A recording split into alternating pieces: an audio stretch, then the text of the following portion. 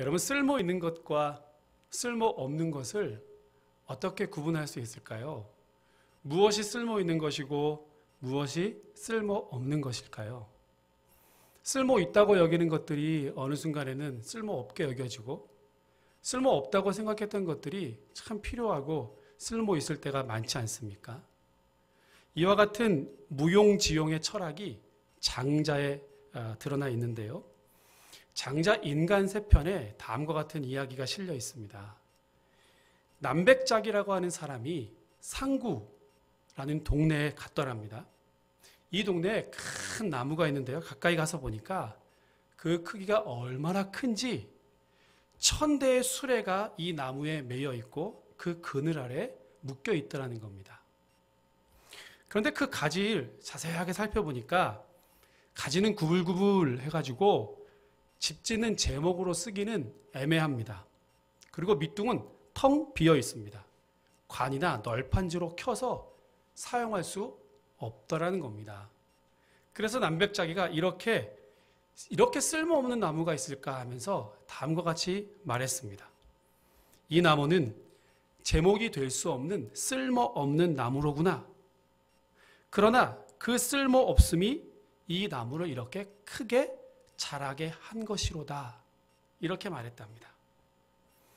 아마 여러모로 쓸모가 있었으면 진작 이 나무는 베어져서 없어졌겠죠. 제목감이 아니기 때문에 대목으로 자랄 수 있었다라는 것입니다.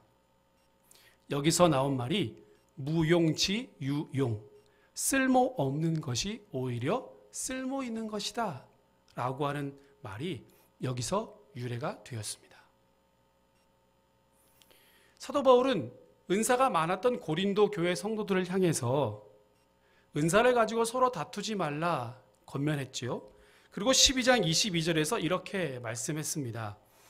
그뿐 아니라 더 약하게 보이는 몸의 지체가 더욱 요긴하고 우리가 몸에 덜 귀히 여기는 그것들을 더욱 귀한 것들로 입혀주며 우리의 아름답지 못한 지체는 더욱 아름다운 것을 얻느니라 했습니다.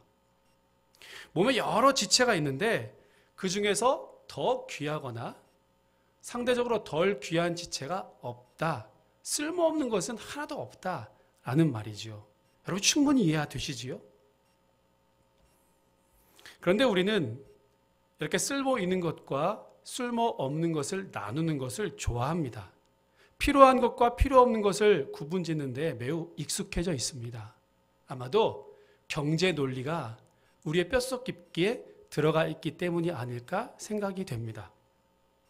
뭐가 이익이냐? 어떻게 해야 더 많은 것을 얻을 수 있는가라고 하는 것이지요.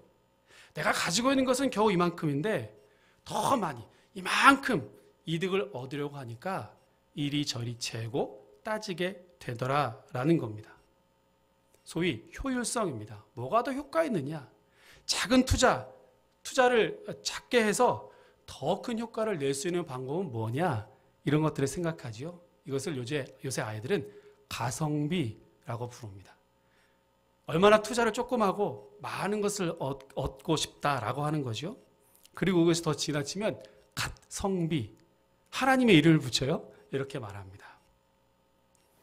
어쩌면 가진 것은 한계가 있고 이 가진 것을 가지고 극대화시키려고 하는 인간의 자연스러운 마음이라고도 할 수 있을 것입니다.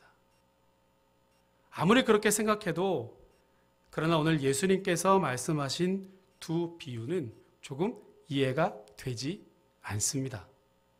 잃은 양 한 마리를 찾기 위해서 99마리 양을 들에 두었던 목자의 비유, 잃어버린 동전 하나를 찾기 위해서 온 집안을 쓸고 닦았던 여인의 비유입니다. 첫 번째 비유죠. 4절 말씀 보십시오, 여러분. 너희 중에 어떤 사람이 양 100마리가 있는데 그 중에 하나를 잃으면 99마리를 들에 두고 그 잃은 것을 찾아내기까지 찾아다니지 아니하겠느냐. 어떤 목자에게 양 100마리가 있었는데요. 그 중에 한 마리를 잃어버렸다는 거예요.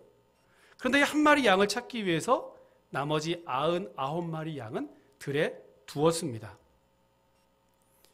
여러분 잘 생각해 보십시오. 지금 이 말씀을 하고 있는 배경이 호주나 뉴질랜드 같은 대초원이 아니지요. 이스라엘의 목초지라고 하는 것이 진짜로 척박하고 황무지 같은 곳들입니다. 얼마나 위험한 곳입니까? 그런데 여기에 99마리 양을 그대로 내버려 두고 71마리 양을 찾기 위해서 목자가 들러 나갑니다. 99마리는 무사하니까 그깟 한 마리 정도는 잃어버려도 괜찮지 않겠냐 생각할 수 있겠죠. 또 새끼를 낳으면 되고요. 나머지 99마리라도 잘 지키면 되지 않겠습니까? 그런데 이 목자는 그 잃어버린 양 한 마리를 찾기 위해서 거의 목숨을 걸고 들러 나아갑니다. 여러분, 그뿐 아니에요. 이 목자가 양을 드디어 찾았어요. 그리고 나서 어떻게 하는지 보십시오. 5절과 6절을 같이 한번 읽어보겠습니다. 5절, 6절입니다. 시작. 또 찾아낸 즉 즐거워 어깨에 메고 집에 와서 그 벗과 이웃을 불러 모으고 말하되 나와 함께 즐기자 나의 잃은 양을 찾아내었노라 하리라. 아멘. 이 양을 찾아서 어떻게 했어요? 어깨에 메고 집으로 돌아왔어요. 얼마나 좋은지 보십시오, 여러분. 그리고 집에 돌아와서 어떻게 했어요? 그 벗과 이웃들을 다 불러 모아서 잔치를 열었습니다. 제가 상상해 보았어요, 여러분. 이 이웃들을 양 한 마리 겨우 찾은 것이 뭐라고 온 동네방네 떠들 건 또 뭐고요. 이 양 한 마리 찾았다고 친구들 다 불러 모아놓고 온 동네 사람들 다 불러 모아놓고 잔치를 벌였어요. 뭐 갖고 잔치했겠어요? 아마 양 2마리 정도는 잡아야 되는 것 아니겠습니까? 한 마리 잃어버린 양 찾았다고 해가지고 집에 남겨있던 양 몇 마리 잡아서 온 동네 사람들과 잔치를 벌였다는 겁니다. 장서로 말하면 통수지가 맞지 않습니다. 아마 다 손가락질하고 수근수근 거렸겠어요. 두 번째 비유도 마찬가지입니다. 8절과 9절이죠. 같이 한번 읽겠습니다. 8절입니다. 어떤 여자가 10드라크마가 있는데 하나를 잃으면 등불을 켜고 집을 쓸며 찾아내기까지 부지런히 찾지 아니하겠느냐. 또 찾아낸즉 벗과 이웃을 불러 모으고 말하되 나와 함께 즐기자 잃은 드라크마를 찾아내었노라 하리라. 아멘. 여러분, 드라크마가 얼마 정도인지 아십니까? 데나리온은 아시죠? 예, 노동자 성인 남자 한 사람이 하루 품삯으로 벌 수 있는 돈이 데나리온이고요. 이것을 헬라의 가치로 따지면 헬라의 화폐 단위로 말하면 드라크마입니다. 그러니까 드라크마와 데나리온은 같은 돈이죠. 대략 얼마쯤 될까요? 하루 품삯? 이 드라크마를 잃어버렸어요. 등불을 켜고 온 집안을 부지런히 찾았습니다. 드디어 찾고 나서 어떻게 합니까? 똑같이 이웃을 불러 모아놓고 잔치를 하자는 겁니다. 여러분, 비용을 한번 계산해 보십시오. 첫 번째 비유와 마찬가지로 경제 논리를 가지고는 빵점 아니겠습니까? 지금은 좀 이야기가 다르겠습니다만 한참 교회가 성장하던 시기가 있었죠. 대략 1960년부터 1990년 사이에 교회와 교세가 급속도로 초고속으로 성장했습니다. 이때는 그야말로 십자가만 꽂으면 사람들이 교회로 몰려들었고요. 대부분의 교회들이 대략 이 시기 1980년에서 2000년 어간에 세워지게 됩니다. 규모에 집착하고 가용 자원의 가장 많은 부분을 이 규모에 투자하는 현상들이 이 시기에 자연스럽게 생겨나게 되었습니다. 그리고 이 시기는 아주 정확하게 우리나라의 경제 발전과 그 궤를 같이 했습니다. 경제개발도상국이었던 우리나라는 열심히 땀을 흘려서 소위 한강의 기적을 이루어내었지요. 이렇게 경제가 성장할 때 교회도 함께 성장했습니다. 그때가 아주 좋았습니다. 열심히 한 만큼 열매가 있었습니다. 그러니까 열심히만 하면 다 되었던 시절이었습니다. 자연스럽게 이 시기는 성장이 미덕이었습니다. 성장과 성공은 동의어로 취급되었습니다. 세계에서 가장 큰 교회가 건물 크기나 숫자나 우리나라에 생기게 되었고요. 대형 교회를 누구나 따라가게 되었습니다. 성도들이 1000만이 되었다. 4사람이 모이면 그 중에 한 사람은 기독교인이라고 자랑하기에 이르렀습니다. 뭐든 크게 좋았던 것이고요. 초고속으로 최고로 최초 1등을 추구하게 되었습니다. 물론 그것 때문에 발전된 우리나라가 지금 있는 것이죠. 참 감사한 일입니다. 자, 이 과정에서 우리나라 교회들은 드디어 주류 사회에 진출하고 메이저리티를 형성하게 되었습니다. 여러분 기억합니까? 혹시 고소영이라는 말, 연예인의 이름이 아니고요. 특정 학교를 졸업해야 되고 특정 지역에 살아야 하고 특별한 교회에 다녀야 사회적으로 인정받던 그런 분위기를 가졌던 시절이 있었습니다. 동남아시아들을 여행해 보신 분들은 잘 아시겠지만 태국의 방콕이나 쿠알라룸푸르나 홍콩 같은 도시들 말입니다. 미국의 대표적인 큰 도시들처럼 높은 고층 빌딩들을 볼 수 있습니다. 그래서 다들 느끼신 것처럼 그 높은 빌딩들 뒤로 돌아가면, 한 블럭만 뒤로 돌아가면 어두운 뒷골목이 나타나게 되고요. 거기에 도시 빈민들이 바글바글 살고 있는 것을 보게 됩니다. 겉으로는 크고 높고 화려한 건축물들을 세웠지만 그 뒷면에는 높은 빌딩 뒤에 그림자가 길게 드리워 있는 것을 보게 됩니다. 멀리 갈 것도 없이 우리나라도 마찬가지이지요. 이렇게 성장과 규모와 숫자에 빠져 있는 동안에 그만큼 그림자도 길어지고 깊어졌습니다. 역사상 그 어느 때보다 양극화가 가장 심각한 사회 문제가 되어버렸습니다. 물신주의와 성장 지상주의에 빠져서 주변을 돌아볼 여유가 없기 때문에 그렇습니다. 무조건 큰 것, 높은 것, 화려한 것들만 추구했기 때문에 그렇습니다. 누구나 할 것 없이 교회도 마찬가지 크고 높고 대형을 추구했었지요. 그러다 보니 상대적으로 작은 것, 약한 것, 이와 같은 것들은 무시되었습니다. 다수의 의견을 쫓아가느라 몇몇 소수의 의견들은 무시되었습니다. 소외된 이들이 자연스럽게 생기게 된 것이죠. 그래서 저나 여러분들이나 99마리는 있는데 그것만 안 잘하면 될 것 아닌가? 동전 아직도 9개가 남아있는데 뭘 그렇게 힘겹게 하나를 찾으려고 해? 라고 하는 생각들이 자연스럽게 우리 안에 생기게 된 것이지요. 오늘 예수님의 말씀 앞에 엎드려 있던 세리와 죄인들은 바로 이렇게 잃어버린 양 한 마리 같은 사람들입니다. 그리고 비난하면서 수군수군거리는 바리새인과 서기관들은 아마도 99마리 양 같은 사람들. 어쩌면 저나 여러분들처럼 경제 논리에 휩싸여 있어서 작은 것들을 무시하고 있는 저와 여러분들의 모습일 것입니다. 이들은 죄인과 함께 식사하고 있는 예수님이 못마땅했고요. 그 죄인들이 못마땅했습니다. 당시 유대인들의 기준에 따르면 어느 정도 목축업을 한다 그러면 한 300마리 정도? 이 정도 하면 그냥 보통 목자구나 이렇게 생각했답니다.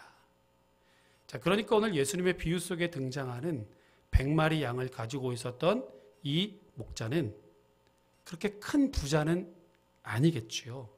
아주 영세한 목자, 영세하게 목축업을 하고 있는 사람입니다. 어쩌면 이 목자에게 이 양 100마리가 전 재산일 것입니다. 요한복음 10장에 선한 목자의 비유를 예수님이 말씀하셨는데요. 양은 목자의 음성을 듣고 알고 따라가죠. 그리고 목자는 그 양들의 이름을 하나하나 부릅니다. 그러니까 이 목자에게는 재산 이상의 의미를, 아마 100마리 양을 가지고 있던 이 목자도 자식들처럼 그들의 이름을 하나하나 불러가면서 아주 소중하게 이 양을 기르고 있었던 것이죠. 그 중에 한 마리를 잃어버린 겁니다. 잃어버린 동전을 잃어버렸던 이 여인도 마찬가지예요. 10 드라크마 중에서 하나를 잃어버렸으니까 별것 아니다. 그래도 9개가 남아있지 않냐? 이렇게 단순하게 경제적인 논리로 따질 것이 아니라는 겁니다. 왜냐하면 이 10 드라크마는 보통 한 세트로 이루어져 있어서 결혼할 때 남편이 그 아내에게 사랑의 증표로 예물처럼 주는 것이었습니다. 여인들은 이것을 자랑스럽게 여겨서 실에 꿰고 머리에 장식물로 사용했습니다. 그 중에 하나를 잃어버리게 되면 온전한 가치를 잃어버리게 되는 것이지요. 그리고 남편에 대한 호의도 상실해버리게 됩니다. 심각할 경우에는 보통 남편으로부터 버림받거나 이혼 사유가 되기도 했다고 합니다. 이런 이유 때문에 잃어버린 드라크마를 찾기 위해서 동분서주하면서 이 여인은 이것을 찾았을 겁니다. 기록에 따르면 잠잘 때도 여인들은 이것을 머리에 끼고 있었고요. 빚을 갚을 때에도 10 드라크마만큼은 차압의 대상에서 제외되었다고 합니다. 낯선 사람들에게는 만지지도 못해 손도 못 대게 할 만큼 귀중하게 여겼다는 겁니다. 여러분, 그러니까 온 동네 사람들과 더불어서 파티를 벌일 만하지 않겠습니까? 오늘 잃어버린 양 한 마리를 찾는 것, 잃었던 동전을 찾는 것은 이런 의미입니다. 그러한 마음으로 예수님께서 오늘 잃어버린 영혼을 귀하게 여기셨다라는 말씀입니다. 여러분, 7절을 읽어보겠습니다. 같이 읽습니다. 시작. 내가 너희에게 이르노니 이와 같이 죄인 한 사람이 회개하면 하늘에서는 회개할 것 없는 의인 99으로 말미암아 기뻐하는 것보다 더하리라. 10절도 읽어보실까요, 여러분? 내가 너희에게 이르노니 이와 같이 죄인 한 사람이 회개하면 하나님의 사자들 앞에 기쁨이 되느니라. 아멘. 그 대상만 다를 뿐 죄인 한 사람이 돌이키면 그것이 하늘의 기쁨이라고 오늘 예수님은 말씀하고 계십니다. 예수님의 관심은 죄인 한 사람에게 있습니다. 극단적으로 말해서 스스로 아브라함의 자손이고 다윗의 자손이고 내가 율법을 잘 지킴으로 인해서 구원받았다고 하는 이 자부심에 들떠 있는 사람들, 스스로 천국을 거부하고 있던 사람들은 예수님의 관심이 없습니다. 예수님의 공생의 전체가 그것을 그대로 말해주고 있지 않습니까? 여러분, 혹시 예수님의 별명을 기억하십니까? 4글자로 줄여서 이렇게 말했었죠. 먹기를 탐하고 포도주를 즐기는 자, 먹탐포질. 그리고 그 뒤에 똑같이 세트처럼 등장하는데요. 세리와 죄인의 친구입니다. 세, 죄, 친. 먹기를 탐하고 포도주를 즐기는 자, 세리와 죄인의 친구. 이것이 예수님의 별명입니다. 여러분, 이 별명에는 예수님의 관심이 온통 거기에 있었다라고 하는 것을 그대로 보여주고 있습니다. 그뿐만 아니죠. 과부의 외동아들을 살려주셨고요. 12회 12년 동안 혈류증으로 고생하던 여인을 고쳐주었습니다. 그리고 스스로 개라고 여겼던 이방 여인의 딸도 고쳐주었고요. 어린아이를 축복하시고 이런 어린아이 같은 자가 천국에 갈 수 있다 말씀하셨고요. 겨자씨 또 누룩 같은 비유들도 아주 작은 것들이 귀중하고 소중하다라고 하는 것을 말씀해 주는 비유였습니다. 그러니까 예수님은 세리와 죄인과 당시에 사람으로 취급받지 못하던 이들의 친구였고요. 여인과 어린 아이들도 같은 맥락입니다. 예수님의 관심은 존재감 없고 작고 볼품없고 주목받지 못하던 사람들에게 온통 쏠려 있었습니다. 잃어버린 자들, 온통 큰 것에만 관심이 있었을 때에 철저하게 예수님은 외면당하는 자들에게 눈과 귀와 손과 발이 향해 있었다라는 말씀입니다. 예수님에게 한 영혼은 그야말로 천하보다 귀한 것이었습니다. 여러분, 그 한 영혼은, 그 천하보다 귀한 영혼은 바로 나입니다. 예수님 바로 저와 여러분들을 위해서, 우리가 아니라 바로 나를 위해서 기꺼이 십자가에 달려 제물이 되어 주셨습니다. 오늘 예수님의 말씀 가운데 등장하는 잃어버린 양 한 마리는 바로 나입니다. 잃어버린 동전은 바로 내가 아니고 무엇이겠습니까? 그렇다면 기껏 한 마리, 아직도 99마리가 남았는데, 아직도 9개나 남았는데, 이런 말을 더 이상 우리는 하지 못할 겁니다. 지난 8월 말에 교회가 코로나 재확산의 빌미를 제공하고 있다, 그리고 비난을 받을 때에 시골 작은 교회 한 목사님이 다음과 같이 설교를 했습니다. 그리고 그 설교문의 일부를 문재인 대통령이 자신의 SNS에 옮겨 적으면서 화제가 된 적이 있습니다. 국가의 방역 지침들을 나름대로 성경적으로 재해석한 내용들이었는데요. 그것을 제가 한번 여러분께 소개해 드리겠습니다. 마스크를 착용하라는 것은 잠잠하라는 뜻입니다. 막말과 거짓말을 하지 말고 불필요한 말을 줄이고 타인의 말에 귀를 기울이라는 말입니다. 손을 자주 씻으라는 것은 마음을 깨끗이 닦으라는 뜻입니다. 마음의 거울을 닦으면 자신이 보이고 마음의 창을 닦으면 이웃도 보일 것입니다. 사람과 거리를 두라는 것은 자연을 가까이 하라는 뜻입니다. 사람끼리 모여 살면서 서로 다투고 상처를 주지 말라는 말입니다. 공기와 물과 자연의 생태계를 돌보며 조화롭게 살라는 말입니다. 자연을 가까이 하면 마음이 넉넉하여 모든 것을 사랑하게 될 것입니다. 대면 예배를 하지 말라는 것은 언제 어디서나 하나님을 바라보라는 뜻입니다. 위안을 얻거나 사람에게 보이려고 예배당에 가지 말고 천지에 계신 하나님을 예배하라는 말입니다. 어디서나 고요하게 하나님을 대면하면 그 나라와 그 뜻에 가까이 이르게 될 것입니다. 집합을 하지 말라는 것은 소외된 이들과 함께하라는 뜻입니다. 모여서 선동하거나 힘자랑하지 말고 사람이 그리운 이들의 벗이 되라는 말입니다. 우는 이들과 함께 울고 무거운 짐을 홀로 지신 이들과 나누어진다면 세상은 사랑으로 포근해질 것입니다. 여러분, 바로 오늘 예수님께서 하신 말씀, 예수님의 마음이 바로 이와 같은 마음 아니겠습니까? 사실 누구의 잘못도 아닙니다. 어쩌다 보니 저나 여러분들이 그렇게 되어 버렸습니다. 그저 성장을 외치고 1등을 외치고 높이 올라가고 크게 되기를 바라는 동안에 아주 자연스럽게 이렇게 된 것이죠. 작은 것들이 우리의 관심에서 이렇게 밀려나게 되어 버렸습니다. 여러분, 그런데 오늘 주님께서 다시 우리에게 하시는 이 귀한 말씀에 귀 기울여 보십시오.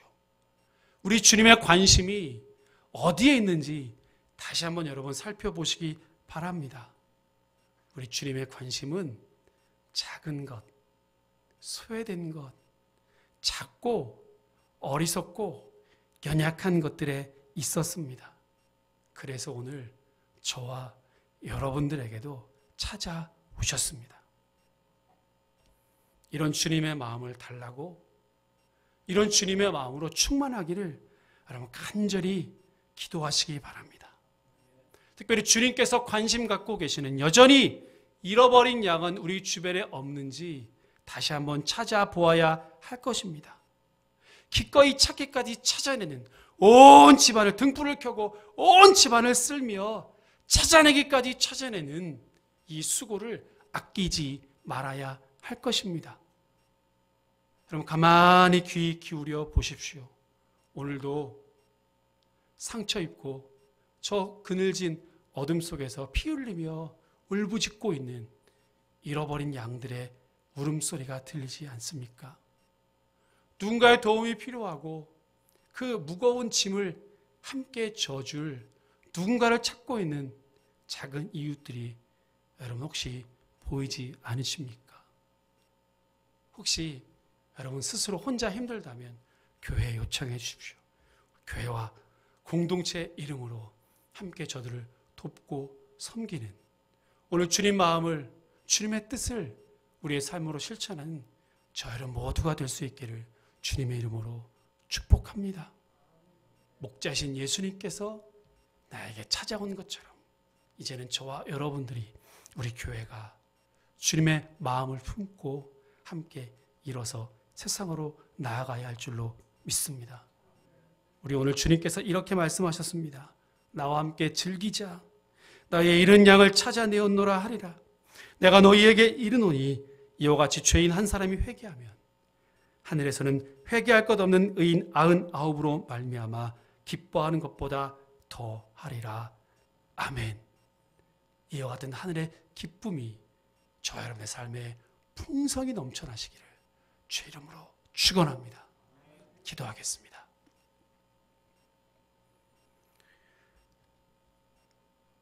거룩하시고 자비로우신 하나님 아버지, 온통 크고 높고 화려하고 1등 앞선 것들만 추구하던 오늘 우리에게 귀한 말씀 주셔서 감사합니다. 주님께서 어디에 관심이 있으신지, 무엇을 바라보라고 말씀하시는지 귀한 말씀 앞에 우리를 서게 하시니 또한 감사합니다. 세상은 크고 화려한 것에 집중되어 있지만 우리는 작고 그늘지고 소외된 것에 주님처럼 우리의 온 관심을 두게 하여 주시옵소서. 오늘도 눈물 흘리며 피 흘리며 울부짖고 있는 우리의 이웃들은 없는지 우리의 눈과 귀가 그곳을 향할 수 있도록 하나님 함께하여 주옵소서. 잃어버린 양 같은 나를 찾아오신 그 주님의 마음을 가지고 이제는 내가 잃어버린 양 찾아 주님 마음 품고 나아가는 그리스도의 참 제자들 다 되게 하여 주시옵소서. 그 어느 때보다 힘들고 아파하며 소외되고 누가 내 짐을 대신 져줬으면 울부짖는 이들이 얼마나 많이 있는지 모릅니다. 이와 같은 때에 그들을 나몰라 하지 아니하고 함께 그 이웃들의 짐을 지고 그들의 눈물을 닦아주는 하나님의 거룩한 백성들 다 되게 하여 주옵소서. 그렇게 우리 성도와 우리 건강한 교회를 통하여 하나님 나라가 이 땅에 확장될 수 있도록 깨어지고 어그러진 이 땅의 모든 어려운 것들이 이 땅의 모든 교회들을 통하여 다시 회복될 수 있도록 은혜 더하여 주시옵소서. 감사드리며 예수님 이름으로 기도합니다. 아멘.